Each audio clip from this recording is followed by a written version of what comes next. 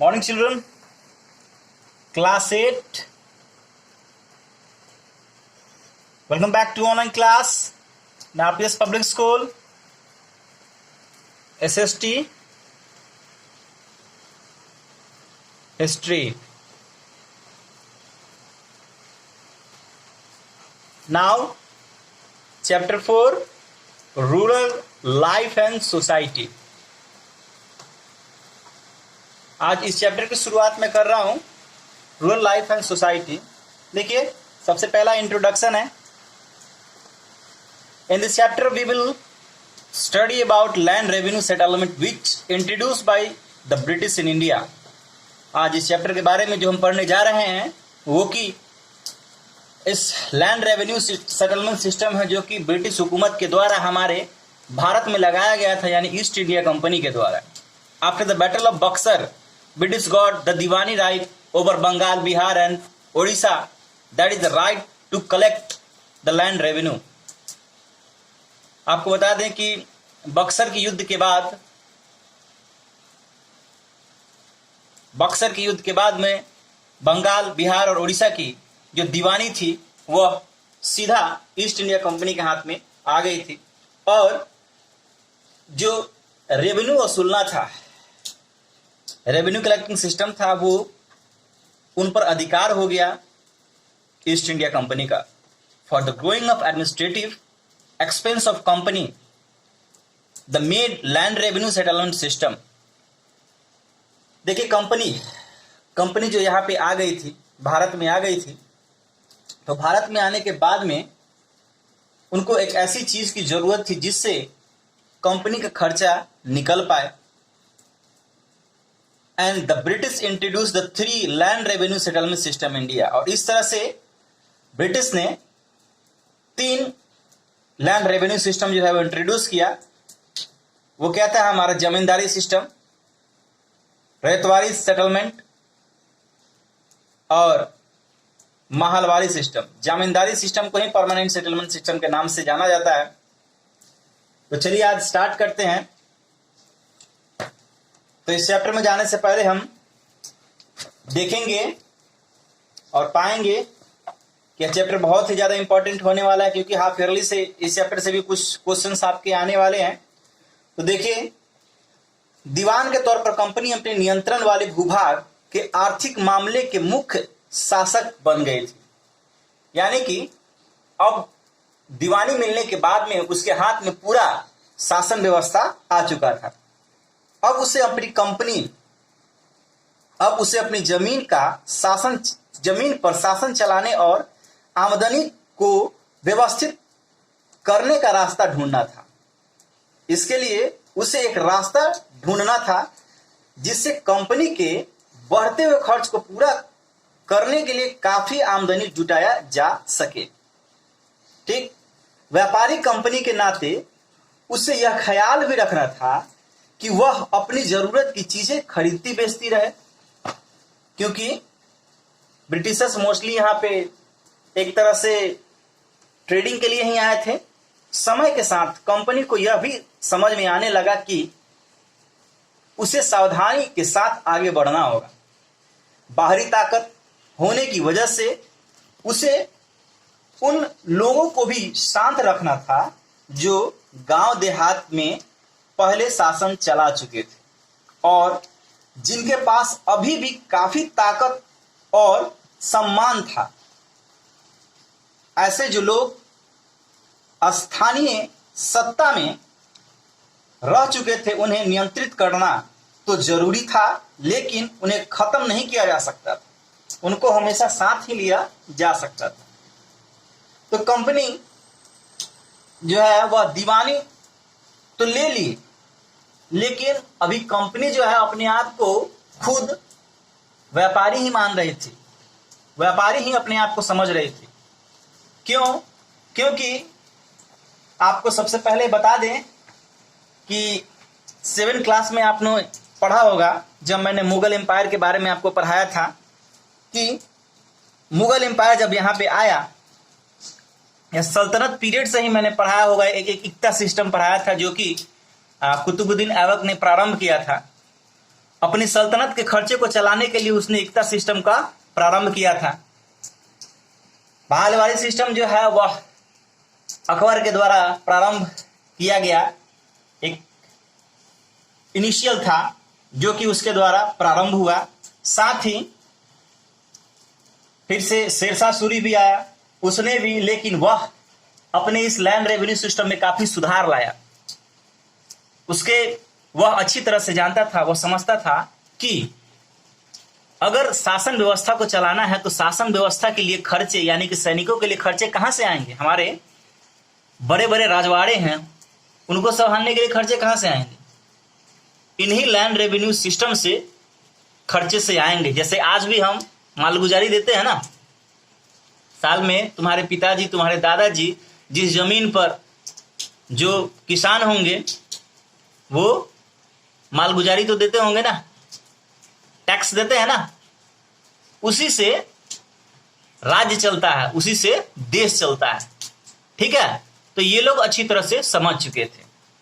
तो प्रारंभ में जो है वह लैंड रेवेन्यू की उनकी पॉलिसी क्या थी, चलिए आज इस लैंड रेवेन्यू की पॉलिसी के बारे में हम पढ़ाई करेंगे। ठीक है, तो देखिए सबसे पहले हमारे पास है वो क्या है, हमारा इजरदारी सिस्टम। इजरदारी सिस्टम क्या था? देखिए, when East India came in India and obtain the Diwani, Ijaradari system was introduced by the Warren Hastings in 1773। जब ईस्ट इंडिया कंपनी के हाथ में जब दीवानी आ गई बंगाल की, बिहार की और उड़ीसा की, तो वारन हेस्टिंग्स जो कि ब्रिटिश ऑफिसर था, उसने एक इजरदारी सिस्टम को इंट्रोड्यूस किया, जो कि 1773 ईस्वी में था। In this system right to collection was given to the highest bidder from the period of 5 year. ये जो सिस्टम था वो क्या होता था, बाइडर सिस्टम था, यानी कि इसकी बोली लगती थी। जैसे किसी कोई चीज को बेचना होता है तो बोली लगता है ना, कि हाँ इतना लाख रुपया, 5 लाख रुपया, 10 लाख रुपया, 20 लाख रुपया, जो जितना ज्यादा बोली लगाएगा उसको यह एक कॉन्ट्रैक्ट दिया जाएगा। ठीक है, and these bidders we are called the contractor. और इसी बाइडर्स को क्या बोला जाता था, कॉन्ट्रैक्टर। बाइडर्स क्या था, बोली लगाने वाले। After the introducing of Ijaradari system, this system was failure as binding was often not related to the actual productivity of land।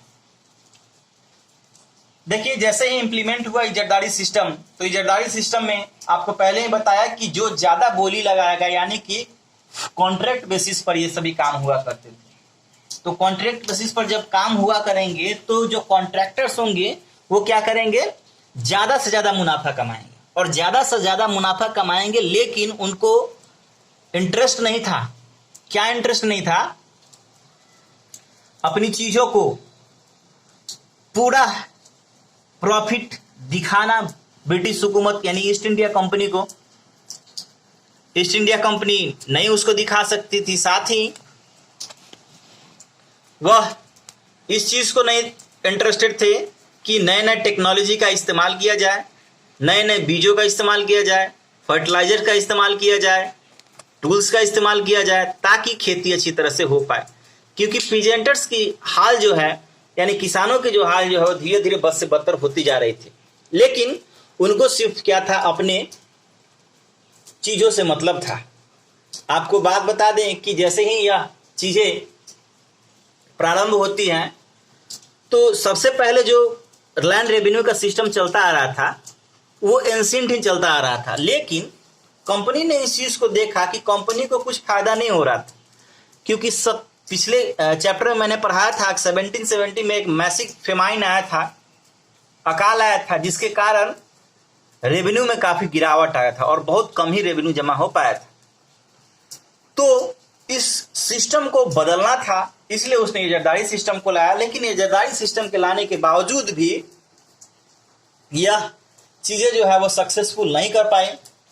वो क्या था कि the land was auctioned periodically and the contractors exploit the peasants to extract more and more profit। और contractors ने शोषण करना प्रारंभ कर दिया हमारे किसानों का। जिसके कारण यह सक्सेस नहीं हो पाया। इसके फेल्योर होने के बाद में परमानेंट सेटलमेंट सिस्टम आया। कौन सा settlement system? Permanent settlement system. तो परमानेंट सेटलमेंट सिस्टम में क्या था? It was introduced bye Lord Cornwallis. ये लॉर्ड कॉर्नवालिस के द्वारा इंट्रोड्यूस किया गया था इन 1793 1793 ईस्वी में, according to which the system Lord Cornwallis landlords zamindar obtain hereditary rights over their land. इसमें जमींदारी सिस्टम में लैंड ओनर्स और जमींदार, इन पर जमींदारी पर क्या था? इनका हेरिडेटरी सिस्टम था, यानी कि जिसको यह अधिकार मिलता था रेवेन्यू को जमा करने का, ईस्ट इंडिया कंपनी जिसको अपॉइंट करती थी, वो उसके मर जाने के बाद उसके बेटों को अधिकार हो जाता था। यानी कि एक एक्सपीरियंस अपने फ्यूचर को, अपना एक्सपीरियंस जो है वह देता था, तभी अपनी चीजों को वो दिखा पाते थे, यानी कि पुश्तैनी था। और कैसे रेवेन्यू में ज्यादा से ज्यादा मुनाफा कमाया जा सके, उनको उनके पिता से मिलता था, जो कि उनके लिए बहुत ही आसान था। तो चलिए आज हम देखते हैं कि इनके फेल्योर होने का क्या कारण था। इनके फेल्योर होने का कारण था the company was assured of regular income even during adverse climatic condition. तो कंपनी को क्या होता है, हमेशा हरास जो है वो झेलना पड़ता था, क्योंकि क्लाइमेटिक कंडीशन जो है वह खराब हो जाता था। साथ ही क्लाइमेटिक कंडीशन के खराब होने के कारण जो है वह चीजें जो हैं काफी दिक्कतें आती थी। Now impact of permanent settlement, क्या प्रभाव पड़ा for east India company? East India company पर क्या प्रभाव? Company was assured the regular income even during adverse climate condition. Company को रेगुलर इनकम होने लगा, उसको कोई मतलब नहीं था कि क्लाइमेटिक कंडीशन कैसा है, अकाल पड़ रहा है कि नहीं पड़ रहा, बारिश हुई है कि नहीं पड़ रही, उससे उसको कोई मतलब नहीं था। The new landlords become a class of loyal for the company. नए नए जो लैंडलॉर्ड्स जो थे एक लॉयल होते जा रहे थे कंपनी की तरफ, वफादार थे। And the British could them consolidating that the political authority as well as income of company increase.